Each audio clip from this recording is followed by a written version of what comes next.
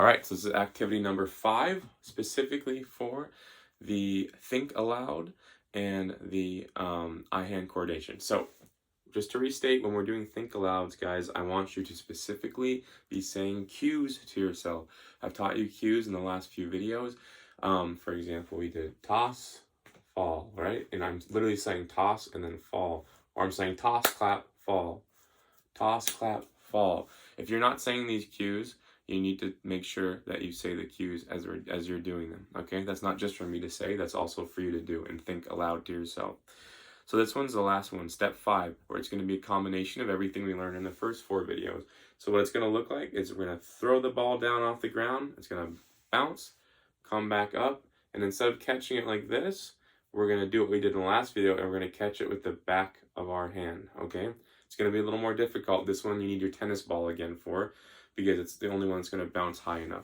If you have another ball that bounces well, that's also fine. Like some of those big bouncy balls will work okay. But some of you, if you're using a sock, like I said, for the other activities, that's not going to bounce. So find a ball that bounces. You should have a tennis ball that you took from school.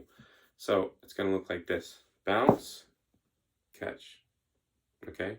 So similar to some of the other activities, with, the bounce and catch, except this time we're combining it and we're catching it with the back of our hand. This makes it a lot more difficult because it's harder to locate. Just like that.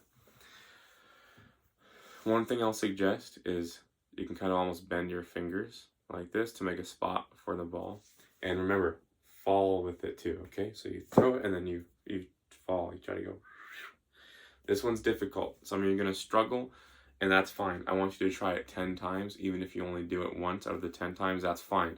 But I want you to at least be able to do it 2 times in a row. So at least 10.